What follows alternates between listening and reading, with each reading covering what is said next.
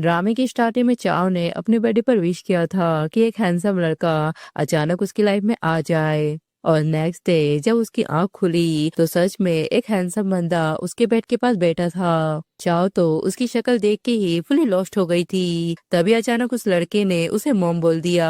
वो कहता है कि मैं आपका रियल बेटा हूँ। चाव कहती है कि मेरी विश की वजह से कुछ गड़बड़ हो गई है। मैं हैंडसम लड़का चाहती थी, आपने इसे मेरा बेटा ही बना दिया। मैं तो अभी सिर्फ 20 साल की हूँ, इतना बड़ा बेटा कहाँ से आ गया। और वो दोबारा विश करने लगती है। शिंगे कहता है कि मॉम आप ऑलरेडी 40 की हो चुकी हो, मेरी एज का बेटा होना तो नॉर्मल है। चाव कहती है कि क्या हो गया, ये मेरे फेस पर रेखल कहाँ से आ गए और मेरे नेल्स भी बिल्कुल खराब हो गए हैं। फिर वो उससे कहती है कि अगर मैं तुम्हारी बॉब हूँ तो तुम्हारे डैड कौन है। तब शिंगे गुस्से में जियांगियन का नाम लेता है। चाव बोलती है क्या सच में जिस सीनियर पर मैं 10 सालों से क्रश करती थी वो मेरा हस्बैंड बन गया, मतलब मैं फ्यूचर में आ गई हूँ। शिंगे कहता है कि अगर तुम गिर के मेमोरी लॉस कर लेती तो मैं समझ जाता, पर ये जो बकवास कर रही हो वो मैं एक्सेप्ट नहीं करूंगा। अब तुम ठीक हो गई हो ना तो चलो घर चलो। चाव सोचती है तो ग्रेजुएशन के बाद मैंने जियांगियन से शादी कर ली क्योंकि मैं प्रेग्नेंट थी, पर जब मैं हॉस्पिटल में आई तो वो मुझसे मिलने क्यों नहीं आया। शिंगे कहता है कि प्लीज उस आदमी का नाम मत लो, वो सिर्फ मेरा बायोलॉजिकल फादर है, बस समझ लो कि वो एग्जिट ही नहीं करता। चाव कहती है क्या मैं जियांगियन के पीछे पड़ी रहती हूँ, मुझे ऐसा मत दिखाओ कि जैसे मैं कोई चिपकू लवर हूँ, मुझे वो इतना भी पसंद नहीं था। फिर वो अपनी लग्जरी लाइफ को देखकर खुश हो रही होती है और कहती है कि रिच लोगों की लाइफ क्या ऐसी होती है। फिर वो सोचती है कि मैं 20 साल बाद इतनी रिच हो गई हूँ तो मेरी बेस्टी भी डेफिनेटली रिच हो गई होगी, और वो उसे मैसेज करती है, पर उसकी बेस्ट फ्रेंड ने उसे ब्लॉक कर दिया होता है। वो उसे कॉल करती है बट एंड के उसका कॉल भी काट देती है। तभी सिंह स्कूल से पिट के आता है। वो अपनी मम से कहता है कि मैं गिर गया था। उसकी मम कहती है कि सिर्फ गिरने से ऐसा होता है क्या, सच बताओ क्या किसी ने तुम्हें पैसों के लिए धमकाया है। सिंह गुस्से में कहता है कि ऐसा कुछ नहीं है। चाव कहती है कि सब कुछ अजीब सा लग रहा है, मेरा हस्बैंड गायब है और मेरा बेटा भी मुझसे दूर हो गया, मेरी बेस्ट फ्रेंड ने भी मुझे ब्लॉक कर दिया। आखिर पिछले 20 सालों में मेरी लाइफ में क्या हुआ, मुझे सच पता करना ही होगा। और वो अपने बेटे के पीछे स्कूल में आ जाती है जहाँ लड़कियां उसकी बेटे की खूबसूरती की दीवानी हो जाती है। तभी कुछ लड़के उसे घेर लेते हैं जिस पर चाव अपने टैटू निकाल लेती है। चाव सिक्की से कहता है कि इतना एटीट्यूड क्यों दिखा रहे हो, अगर मैं चाहूँ तो तुम्हें लगड़ा कर दूंगा। उसके बाद अगर 3 महीने बाद तक मेरे डैड तुम्हारी मॉम के पास ना आए तो तुम्हारी मॉम खुद मेरे डैड के सामने घुटने टेक देगी, फिर मैं भी तुमसे जबरदस्ती माफी मंगवाऊंगा। तब चाव सोच में पड़ जाती है, उसे पुरानी यादें याद आती है। उसका हस्बैंड उसे धक्का दे देता है जिससे उसकी बॉडी से ब्लड निकलने लगता है। शाव कहता है कि डैड आंटी कितनी स्कैरी लग रही है। यह कहता है कि तुमने शाव को डरा दिया, बच्चों के सामने इतना पागलपन क्यों कर रही हो, या तुम्हें शर्म नहीं आती। और वो उसे वैसे ही छोड़कर चला जाता है। तभी एन के वहाँ आ जाती है। प्रेजेंट में वो कहती है तो यैन ने मुझे चीट किया, उसका नाजायज बच्चा मेरे बच्चे से भी बड़ा है। वही शिंगे शाव से कहता है कि तुम सिर्फ मिस्ट्रेस के बेटे हो। शाव कहता है कि तुम बिल्कुल अपनी यूसुफ माँ जैसे हो, बिल्कुल मार खाने के लायक। तभी चाव उसके पैर पर डंडा मार के उसे गिरा देती है और कहती है कि देखती हूँ कौन मेरे बेटे को हाथ लगाता है। शाव कहता है तो तुम ही हो जिसने मुझे मारा। चाव कहती है कि कोई भी स्टूपिड हरकत मत करना, मैंने पुलिस को कॉल कर दिया है। पर शाव तो नहीं रुकता, वो लड़कों से उन पर अटैक करने को बोलता है। तब शिंगे भी डंडा उठा के अपनी मॉम को पीछे कर देता है। इसके बाद सब लोग पुलिस स्टेशन में होते हैं। पुलिस उनसे बोलती है कि आपसी लड़ाई थी, कोई भी सीरियस इंजरी नहीं हुई, फैमिली वाले आके फाइट भर दे, उसके बाद से तुम लोग घर चले जाना। तब चाओ अपने बेटे से कहती है क्या मैं ये इनको कॉल करूं। सिंगे कहता है कि वो जरूर आएंगे बट शाव के लिए, वो हमारा फाइन नहीं भरेंगे। तब चाव को फिर से पुरानी मेमोरी याद आती है। वो यन से कहती है कि शिंगे को फीवर है, चलो हम हॉस्पिटल चलते हैं। यन कहता है कि शाव ठंडे से डर कर रो रहा है, मेरे अकेले सब कुछ हैंडल नहीं कर पा रही, मुझे वहाँ जाना पड़ेगा। तो चाव से कहती है कि अगर तुम इस घर से बाहर गए तो वापस कभी मत आना। यन कहता है कि हिम्मत है तो मुझसे डिवोर्स ले लो, तुम कभी भी मुझसे डिवोर्स नहीं ले पाओगी। प्रेजेंट वो कहती है क्या ये सच में इतना हार्टलेस था, और वो उसे कॉल करती है बट उसका नंबर अनअवेलेबल में आ रहा होता है। शाव कहता है कि अभी भी ऐसा बिहेव कर रही हो जैसे कुछ हुआ ही नहीं है, कल तक मेरे डैड के पीछे चिपक कर घूम रही थी। कितनी बेशरम हो तुम। चाव बोलती है कि क्या मतलब कि मैं डैड के पीछे पड़ी हूँ। चाव कहता है कि अभी भी अनजान बन रही हो तो ठीक है, मैं तुम्हें याद दिलाता हूँ। 3 साल पहले मेरे डैड 6 महीने तक तुम्हारे पास नहीं आए थे। तब तुम मेरे घर के बाहर घुटनों में बैठी थी, 3 दिन और 3 रात बिना कुछ खाए पिए। पर मेरी मॉम इतनी क्लासी और ब्यूटीफुल है, मेरे डैड तुम्हारे पास क्यों जाते। लास्ट ईयर भी जब मेरे डैड ने तुमसे डिवोर्स लेना चाहा तो तुमने उन्हें धमकी दी कि तुम बिल्ली से पूछ जाओगी। दोनों माँ बेटे एक साथ जंग करने वाले थे। अगर इनके आके तुम्हें टाइम पे नहीं बचाती तो आज तुम्हारी कब्र पर घास उग रही होती। फिर जो दिखाते हैं कि चाव अपने बेटे से कहती है कि तुम्हारे डैड अब मुझे छोड़ना चाहते हैं, मेरे जीने का कोई मतलब नहीं, चलो हम दोनों ही मर जाते हैं। तभी एन के आके उसे थप्पड़ मारती है। प्रेजेंट में चाव कहती है कि मैंने इतने साल इतनी बेकार चीजें क्यों की। शिग्गे कहता है कि बस करो, मैंने एन के गुडब्रदर को कॉल कर दिया है, वो फाइन भर देंगी, बाकी इन लोगों की बातों को इग्नोर करो। चाव कहता है कि डैड बस आ रहे हैं, तब तक तो मुझे 1 लाख ट्रांसफर कर दो, मैं उनके सामने तुम्हारी तरफ से बात करूंगा और अगर पैसे नहीं दिए तो वो 6 महीने तक तुम्हारी शक्ल भी नहीं देखेंगे। शिंगे कहता है कि यहाँ से निकल जाओ, मेरी मॉम लीगल वाइफ है, तुम जैसे नाजायज बच्चे को कोई हक नहीं है उनके पैसों पर। शाव कहता है कि हाँ तभी तो पिछले 10 साल में 1 महीने भी डैड उनके साथ नहीं रहे, जिसे प्यार नहीं मिलता असल में वही बिजनेस होती है। तभी वहाँ ये और उसकी वाइफ अपनी बेटी के पास आ जाते हैं। वो शिंगे पे बिल्कुल भी ध्यान नहीं देते। चाव बोलती है कि डरो मत, मैं तुम्हारे साथ हूँ। फिल्म में दिखाते हैं कि इनके डैड चाव से बोलते हैं कि तुम बच्चे को क्यों डांट रही हो। चाव कहती है कि एक तो तुम नाजायज बच्चे को घर ले आए हो, ऊपर से उसे शिंगे की टॉय भी दे रहे हो। येन कहता है कि अगर फिर से चाव को नाजायज बोला तो मैं तुम्हें डिवोर्स दे दूंगा। तब चाव रोते हुए कहता है कि आप वो डैड डिवोर्स क्यों नहीं ले लेते, मुझे डैड नहीं चाहिए। तब चाव परेशान होकर बोलती है कि सब तुम्हारी वजह से है, तुमने ही डैड को फिर से गुस्सा दिलाया और वो उसे अकेला छोड़कर चली जाती है। प्रेजेंट में शाव अपने डैड से बोलता है कि मुझे पता है शिग्गे मुझे पसंद नहीं करता और अडली ने भी उसे मुझे बांट दे दिया, पर प्लीज उन्हें ब्रेक मत करना। उसकी बहू चाव से बोलती है कि मुझे पता है तो मुझे पसंद नहीं करती, पर एक बच्चे के साथ ऐसा कैसे कर सकती हो। यार बोलता है कि तुरंत शाव से माफी मांगो। चाव बोलती है तो बताओ मैं उससे कैसे माफी मांगू। चाव बोलता है कि मुझे चोट लगी है, बस मुझे मेडिकल एक्सपेंस के लिए 10 लाख दे दो। तब शिंगे गुस्से में बोलता है कि चुप रहो। यार कहता है कि तो चिल्लाने की जरूरत नहीं है, बार पेड़ पुलिस स्टेशन में ड्रामा, तुमने जिया फेंपी की जड़ मिट्टी मिला दी,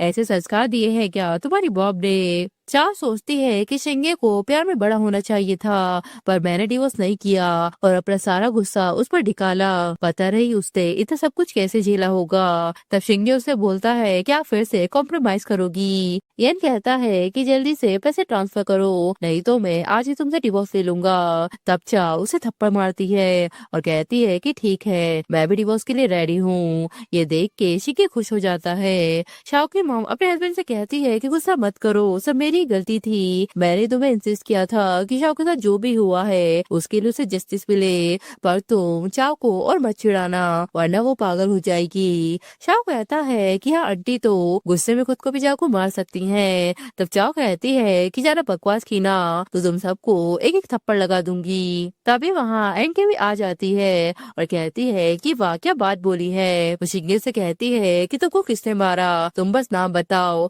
चाहे तुम्हारे डैड ही क्यों ना हो, मैं उसे क्रेन पे लटका के घुमा दूंगी। चाव सोचती है तो लगता है एनके ही इतने सालों से शिंगे को प्रोटेक्ट कर रही थी, वो पहले मुझे भी ऐसे ही प्रोटेक्ट करती थी, शायद मैंने ही उसको दिल तोड़ दिया, अब तो वो बेहतर देखती भी नहीं। तब वैन उससे कहता है कि जल्दी से वो विला वैन और उसके बेटे के नाम पर ट्रांसफर करो, नहीं तो मैं तुम्हें कभी माफ नहीं करूंगा। तब चाव उस पर पानी फेंक देती है और कहती है कि तुम दोनों मुझे बेवकूफ समझते हो क्या, पहले पैसे मांगे और अब घर भी चाहिए। यन कहता है कि चलो यहाँ से, इसे तो हम बाद में देख लेंगे। सिंगी सोचता है तो मॉम सच में चेंज हो गई है। वही एड केशिकी से बोलती है कि अब तुम घर जाकर रेस्ट करो, अगर कुछ भी हो तो सीधा मुझे कॉल करना। चाव सोचती है कि बस कुछ देर पहले ही हमने मेरा 23 सेलिब्रेट किया था और अब मैं 40 की हो गई हूँ, लेकिन हम इसलिए से हो गए हैं। फिर अपने बेटे से कहती है कि अगर मैं तुमसे कहूँ कि मैं एन से डिवोर्स लेना चाहती हूँ तो क्या तुम मेरा ट्रस्ट करोगे।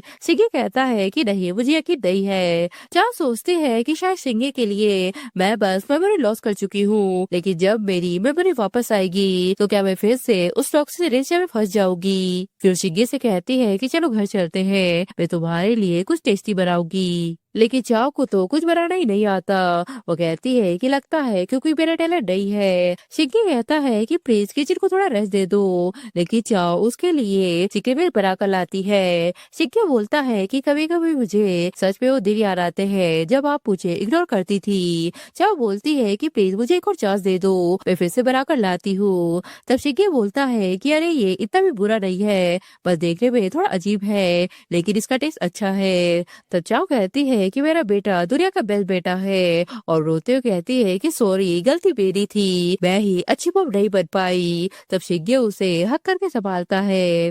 रात में एर के शिगे को मैसेज करती है कि अब तुम ठीक हो रहा, चाओ ने तुम्हें फोर्स तो नहीं किया घर में रहने के लिए। तब चाओ कहती है कि एरके अभी भी मुझ पर ट्रस्ट नहीं करती। वो उसे कॉल करती है और बोलती है कि कॉल मत काटना, मैं कल तुमसे मिलना चाहती हूँ, मुझे तुमसे कुछ इम्पोर्टेंट बात करनी है। इसके बाद एरके उससे मिलने आ जाती है और बोलती है कि मैं बिजी हूँ, तुम्हारे पास सिर्फ 5 मिनट है। चाओ बोलती है कि जो मैं बोलने वाली हूँ वो मजाक नहीं है। एरके बोलती है कि जो बोलना है बोलो। चाओ कहती है कि मैं टाइम टेबल करके यहाँ आई हूँ। एनके बोलती है कि सिंपल बोलो ना कि तुम्हें एमनीशिया हुआ है। चाओ कहती है कि हाँ वैसे ही समझ लो, क्योंकि मुझे सिर्फ 20 साल तक की यादें याद है। एनके कहती है कि तुम मेरा टाइम वेस्ट कर रही हो। चाओ बोलती है कि अरे मैं सीरियसली बोल रही हूँ, तुम्हें याद है मेरे 20th बर्थडे के दिन तुमने स्क्रैच कार्ड से 200 रुपए जीते थे, फिर तुमने मुझे ट्रीट दिया था। मैं इतना खा गई थी कि मेट्रो में लोगों ने मुझे प्रेग्नेंट समझ के सीट दे दी थी। एनके सोचती है कि लगता है ये झूठ नहीं बोल रही है, पर टाइम ट्रेवल ये थोड़ा अनरियल लग रहा है, कहीं ये इसका कोई नया ड्रामा तो नहीं है येन को इम्प्रेस करने के लिए। फिर उससे कहती है तो तुमने मुझे यहाँ से ये सब सुनाने के लिए बुलाया है। चाओ कहती है कि नहीं, मैं तो जियांग से डिवोर्स लेना चाहती हूँ, क्या तुम मेरी हेल्प करोगी। एनके कहती है कि मैं ऑलमोस्ट तुम्हारी बात मान गई थी, पर तुम तो मेरा मजाक उड़ा रही हो। चाओ सोचती है कि 40 की एज में मैं येन के पीछे कितना पागल थी कि कोई भी मेरा बिलीव ही नहीं कर रहा कि मैं उसे डिवोर्स लेना चाहती हूँ। वही एनके जिनसे कॉल लगाकर बोलती है कि चाओ अभी कॉफी शॉप पे है, वो जियांग से डिवोर्स लेना चाहती है। तभी थोड़ी देर बाद रात भी हो जाती है। चाओ जाने वाली होती है कि तभी वहाँ जिसे आ जाता है।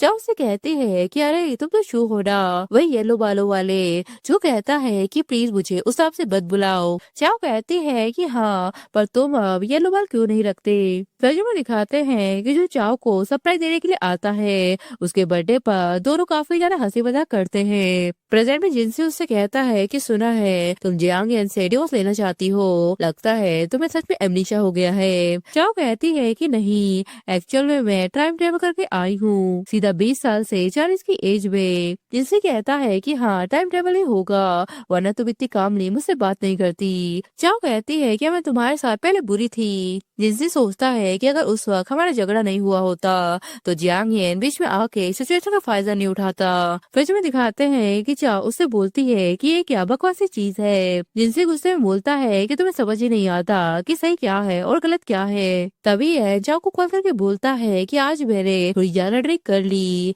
चाओ कहती है कि ठीक है मैं आ रही हूँ, जिनसी को तो मैं बाद में मना लूंगी। जिनसी कहता है कि डोल मैंने 1 हफ्ते जाग के अपने हाथों से बनाई थी, मेरी उंगलियां तक सूज गई और तुम्हें पसंद ही नहीं आई। फिर वो पीछे मुड़कर देखता है तो जहाँ जा चुकी होती है। वो कहता है तो ठीक है, अब तो मुझे बनाने भी नहीं आई तो मैं भी तुमसे कभी बात नहीं करूंगा।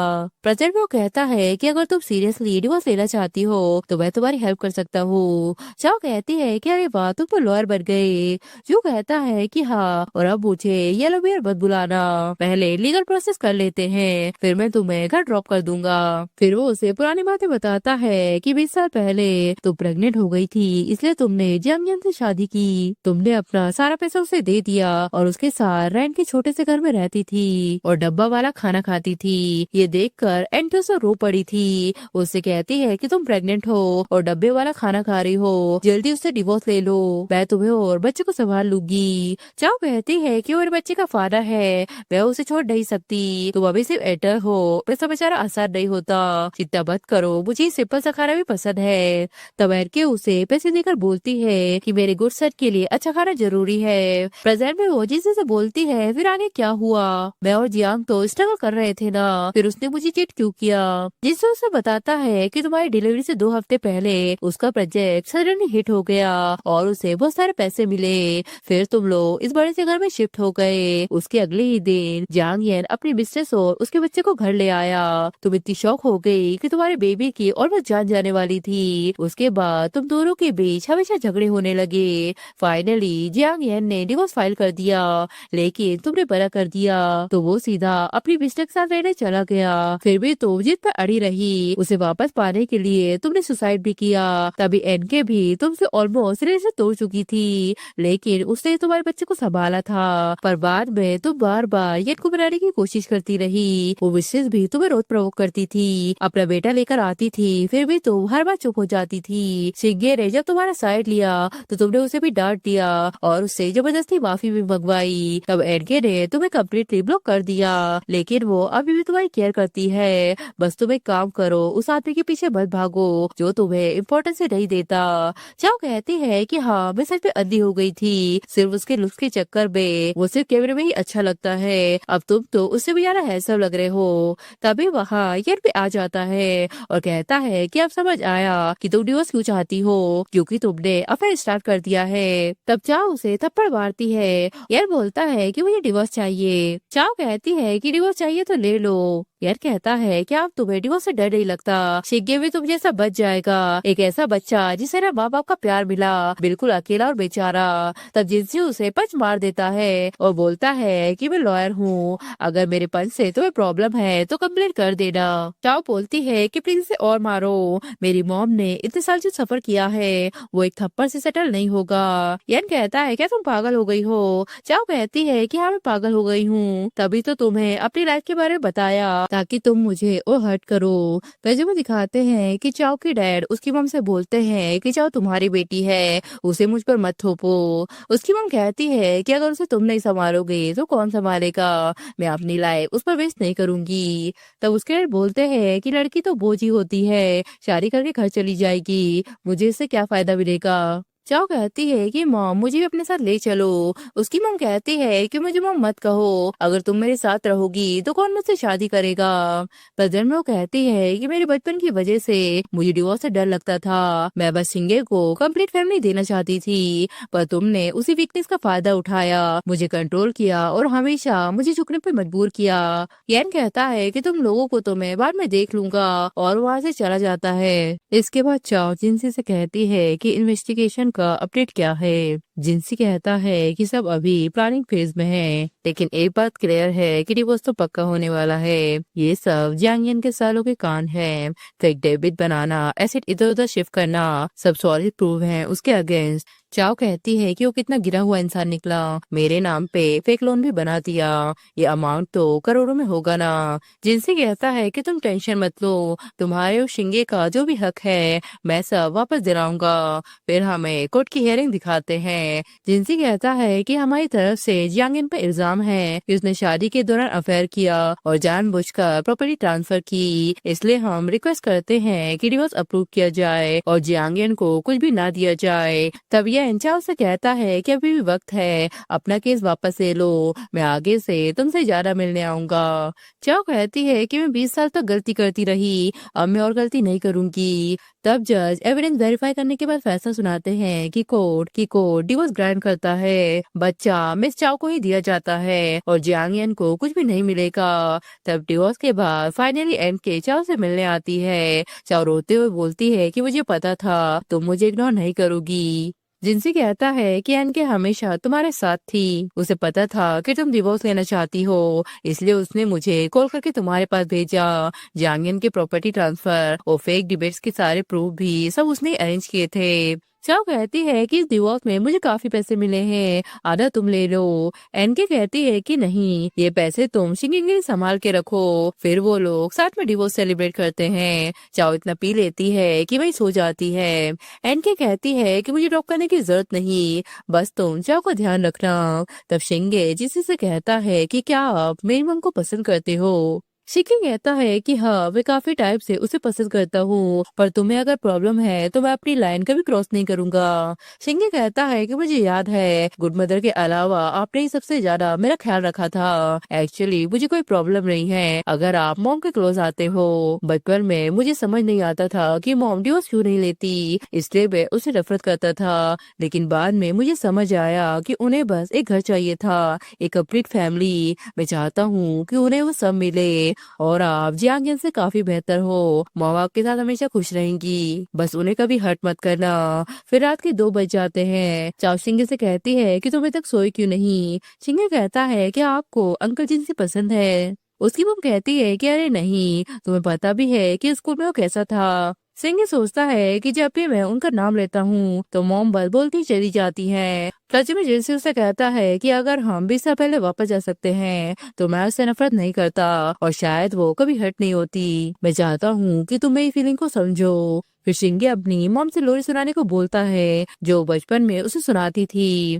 दूसरा सेक्रेटरी एन से बोलता है कि प्रॉब्लम सीरियस हो गई है, इन्वेस्टर ऑलरेडी पीछे हट गए हैं और सारे प्रोजेक्ट भी रुक गए। इयन कहता है कि सब पार्टनर और इस पर्सन से कांटेक्ट करो। सेक्रेटरी कहता है कि मैंने पहले ही उनसे बात कर ली, हर एक का सेम ही जवाब है कि आपने किसी पावरफुल इंसान को ऑफेंड कर दिया है, इसलिए सब अपना पैसा निकाल रहे हैं। तब शाओ की मम कहती है पर हमने ऐसा किसको नाराज कर दिया, इतने सालों से बिजनेस कर रहे हैं, ऐसे तो कोई दुश्मन नहीं है हमारा। सेक्रेटरी कहता है कि शायद आपकी वाइफ हो सकती है। यंग कहता है कि वो तो सिर्फ मेरे दिए हुए पैसों पे जीने वाली हाउसवाइफ थी, वो इतनी पावरफुल कैसे हो गई, क्या फालतू बातें कर रहे हो, जाओ तुम जाके चेक करो। इसके बाद एन के चाओ के साथ एक कंपनी स्टार्ट करना चाहती है। वो उससे कहती है कि ये वो प्रोजेक्ट है जो तुमने रो रो के जियांग फैमिली को दिए थे, अब तुम्हारा ब्रेकअप हो गया है ना, तो ये प्रोजेक्ट तुम्हारे लिए परफेक्ट होंगे। चाओ कहती है कि मैं कोई ड्रामा की हीरोइन नहीं हूँ जो सब कुछ मैनेज कर लूँ। तब एन के कुछ लड़कों को बुलाती है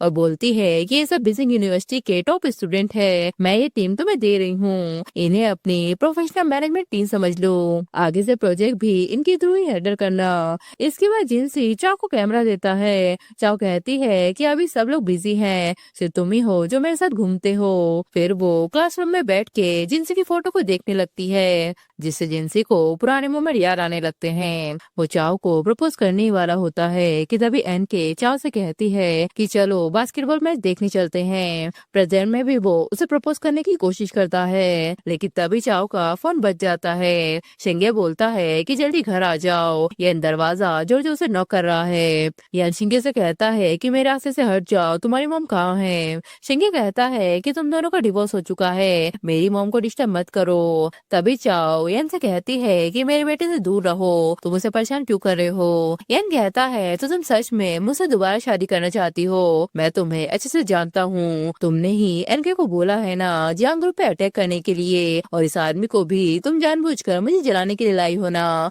ठीक है, मैं तुमसे दोबारा शादी करूंगा, लेकिन अभी के अभी एन कैसे कहो कि वो जियांग ग्रुप के सारे प्रोजेक्ट वापस कर दे, वरना बात ही खत्म हो जाएगी। चाओ कहती है तो तुम चाहते हो मैं अपनी बेस्ट फ्रेंड को धमकाऊं और उससे सारे प्रोजेक्ट फ्री में तुम्हें दे दूं ताकि तुम्हारी कंपनी फिर से टॉप पे चली जाए। जिनसे कहता है कि इतना बेशरम इंसान मैंने लाइफ में पहली बार देखा है।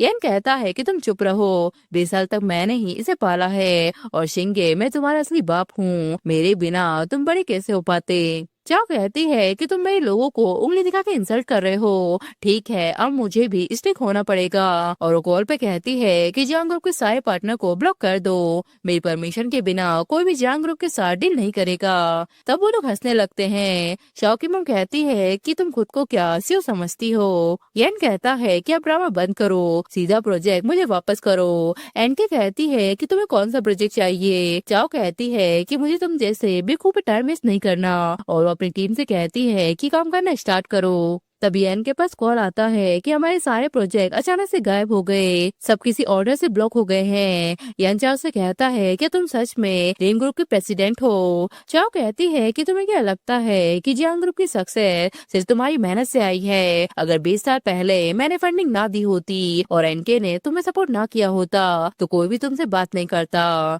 यान कहता है कि तुमने मेरे साथ ऐसे कैसे कर दिया, क्या तुम मुझे बर्बाद करना चाहती हो। चाओ कहती है कि चुपचाप यहाँ से निकल जाओ वरना मुझे सिक्योरिटी बुलानी पड़ेगी। इसके बाद येन घर जाके गुस्सा करता है कि मेरे 20 साल की मेहनत बर्बाद हो गई। शाओ क्यूबम कहती है कि हम मिलके सब कुछ वापस हासिल कर लेंगे। येन उसे थप्पड़ मारता है और कहता है कि तुम बस ऐसी ही बातें करती रहती हो, कभी कोई काम नहीं आती। शाओ कहता है कि मेरी मॉम ने कंपनी बर्बाद की है, जाके अपनी एक्स वाइफ को ब्लेम करो। येन कहता है कि हाँ, मुझे चाओ के पास जाना ही पड़ेगा, चलो मेरे साथ उसे माफी मांगते हैं। तभी वहाँ कर्जा वसूल करने वाले लोग भी आ जाते हैं। येन कहता है कि प्लीज मुझे थोड़ा और टाइम दे दो, मैं पक्का पैसे वापस कर दूंगा। तब वो लोग येन को मारते हैं। शाओ बोलता है कि तुम पागल हो, पहले कैसे मेरे डेट के आगे पीछे घूमते थे, क्या तुम्हें याद नहीं? तब वो लोग उसे भी डंडा मार देते हैं। येन कहता है कि प्लीज थोड़ा टाइम और दे दो, मैं पैसे अरेंज कर लूंगा। तुम मेरी वाइफ को तो जानते हो ना, वो लीन ग्रुप की प्रेसिडेंट है, उसके पास बहुत सारा पैसा है। कुंडा कहता है कि ठीक है, मैं तुम्हें 3 दिन देता हूँ, लेकिन तुम्हारे बेटे को मैं अपने साथ ले जाऊंगा। शाओ की वो कहती है कि वो तुम्हारे बेटे को ले गए और तुम ऐसे ही बैठे रहोगे क्या, जल्दी पुलिस को कॉल करो। येन कहता है कि अगर हम पुलिस को कॉल करेंगे तो कर्जे वाले हमारा क्या हल करेंगे। शाओ की वो कहती है तो फिर हम क्या करें, मेरे बेटे ने कभी कोई दुख नहीं देखा, वो ये सब कैसे झेलेगा। येन कहता है कि अब तो सिर्फ एक ही ऑप्शन है, मुझे चाओ के पास जाना ही पड़ेगा। इसके बाद जब शिंगे स्कूल से निकल रहा होता है तो येन उसे किडनैप कर लेता है और चाओ से कहता है कि अगर अपने बेटे को फिर से देखना चाहती हो तो मेरी कंपनी के प्रोजेक्ट मुझे वापस कर दो और 1 बिलियन और दो, वरना अपने बेटे को दोबारा देखना भूल जाओ। एन के चाओ से कहती है कि ये पैसे मैंने रेडी कर लिए हैं, इससे तुम जियांग को थोड़ा कंफ्यूज कर सकती हो, तब तक तुम पुलिस पर ट्रस्ट करो, वो उसे जरूर ढूंढ लेंगे। जिनसे पुलिस से बोलता है कि आप येन के बेटे की इन्वेस्टिगेशन करो, वो कुछ दिन से लापता है। दोस्तों येन शिंगे से कहता है कि अगर आज तुम्हारी मॉम पैसे लेकर नहीं आई ना तो मैं हमारे बाप और बेटे का रिश्ता भी भूल जाऊंगा। शिंगे कहता है कि हमारे बीच कोई बाप बेटे का रिश्ता भी रह गया है क्या, अगर मेरी मॉम ना होती तो तुम्हें बिजनेस स्टार्ट करने का चांस भी नहीं मिलता, कौन से करियर की बात कर रहे हो तुम। और वो अपने हाथ खोल के वहाँ से भाग जाता है।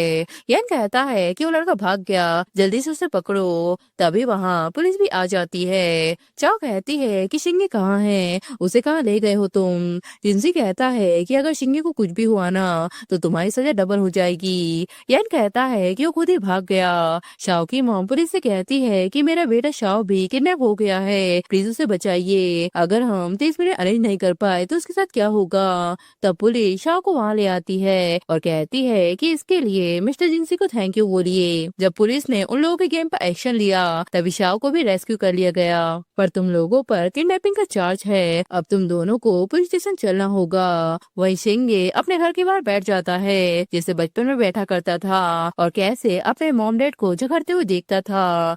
थोड़ी देर बाद वहाँ चाओ और बाकी लोग भी आ जाते हैं। वो कहते हैं कि थैंक गॉड तुम सेफ हो, वरना मैं उस जियांग को नहीं छोड़ती। जिनसे कहता है कि उन लोगों को कम से कम 5 साल की सजा होगी। चाओ कहती है कि उनके बारे में सोचना बंद करो, तुम्हारे एग्जाम बस कुछ ही दिनों में होने वाले हैं, ये तुम्हारी लाइफ का इम्पोर्टेंट टाइम है। फिर वो सब मिलके शिंगे के एग्जाम की प्रिपरेशन करवाते हैं, उसे एग्जाम देने ले जाते हैं और ऐसा करते करते लास्ट एग्जाम का दिन भी आ जाता है। जिनसे चाओ से कहता है कि जब शिंगे का एग्जाम खत्म हो जाएगा तो क्या तुम मुझे एक चांस दोगी, मैं बहुत टाइम से तुम्हें पसंद करता हूँ पर तुमसे कभी बोल नहीं पाया, यही मेरी गलती थी, इसी वजह से तुम जियांग के साथ उस बुरे रिलेशन में फंस गई। फिर जब दिखाते हैं कि वो चाओ से कहता है कि मेरे साथ चलो, उस येन को डिवोर्स दे दो। चाओ कहती है कि नहीं, मैं उसे छोड़कर नहीं जा सकती, वो मेरे बच्चे का फादर है, तुम चले जाओ और दोबारा कभी मत आना।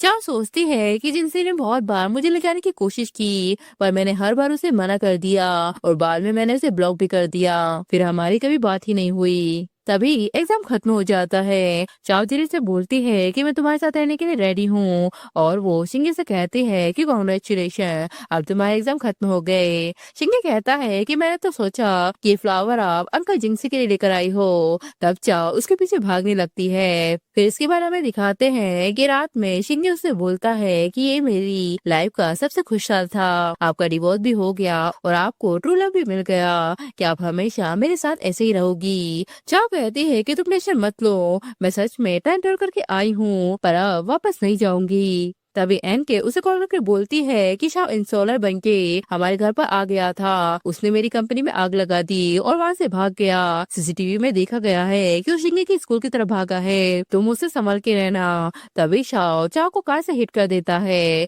जिससे वो इंजर्ड हो जाती है। वो लोग चाओ को हॉस्पिटल में ले आते हैं, बट वो रास्ते में ही मर जाती है। एनके उससे कहती है कि तुम वापस जाओगी ना तो वो जूस कभी मत पीना, यानी उससे तुम्हें नुकसान पहुंचाना चाहता है, प्लीज मेरी बात सुनो, मुझे छोड़ के मत जाओ। तब चाओ फिर से 20 साल पहले आ जाती है, यानी उससे कहता है कि हैप्पी बर्थडे, ये लो जूस पियो। तब चाओ को याद आता है कि एनके ने उसे जूस पीने से मना किया था। शिंगे उससे कहता है कि अगर सच में अब वापस जा रही हो तो कभी भी उस जियांग के साथ मत रहना। शाओ की मम कहती है कि देखो ना, ये तुमसे कितना प्यार करता है, अब जल्दी से ये जूस पी लो। चाओ सोचती है तो ये सब इन गंदे कपल का प्लान है, ये इनको पता है कि मुझे पैसे मिलने वाले हैं, इसलिए उसने मेरी फीलिंग का फायदा उठाया और मुझे जब देने की कोशिश की। और रियान से कहती है कि पीना है तो खुद ही पी लो। थोड़ी देर बाद पुलिस उन दोनों को पकड़ लेती है। वैन कहती है कि अगर हम जेल चले गए तो हमारे बच्चे का क्या होगा। यन कहता है कि मुझे क्या पता, अब चुप रहो।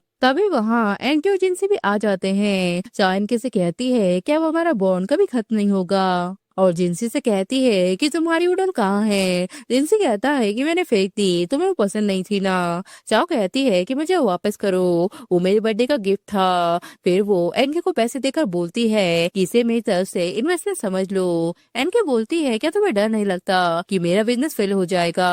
चाओ कहती है कि नहीं, तुम स्ट्रांग हो, तुम जरूर सक्सेस होगी, अगर फेल भी हो गई तब भी मैं तुम्हारे साथ हूँ। बाद में जिनसे भी उसे वो डॉल दे देता है जिसके ऊपर लिखा था कि तुम मुझे पसंद हो। फिर इस बार कॉलेज में उसके और जिनसी की लव स्टोरी स्टार्ट हो गई, और धीरे धीरे ग्रेजुएशन के बाद वो दोनों शादी तक पहुंच गए। उन्होंने धूमधाम से शादी की। चाओ कहती है कि हम दोनों तो साथ में खुश रहेंगे, पर शिंगे का क्या होगा। इस लाइफ में तो मैंने जियांग से शादी नहीं की, तो क्या फिर भी शिंगे मेरा बेटा होगा। दूसरा पुलिस शिंगे से कहती है कि अरे सुबह सुबह तुम कहाँ जा रहे हो। शिंगे कहता है कि मैं अपनी मॉम की टॉम देखने आया हूँ। फिर वो अपनी मॉम से कहता है कि हैप्पी बर्थडे, अंकल शो और गॉड मदर ने मुझे बोला था कि तुम्हें ये स्नैक पसंद है, इसलिए मैं अलग अलग फ्लेवर के ले आया हूँ। ये देखो, मेरा एडमिशन यूनिबा यूनिवर्सिटी में हो गया है, अब मैं ऑफिशियल कॉलेज स्टूडेंट हूँ। अंकल जिनसी और गॉड मदर को ब्लेम मत करना, वो लोग जियान और उसकी फैमिली से केस लड़ने में बिजी हैं। मैं ही चुपके से तुमसे मिलने आ गया हूँ।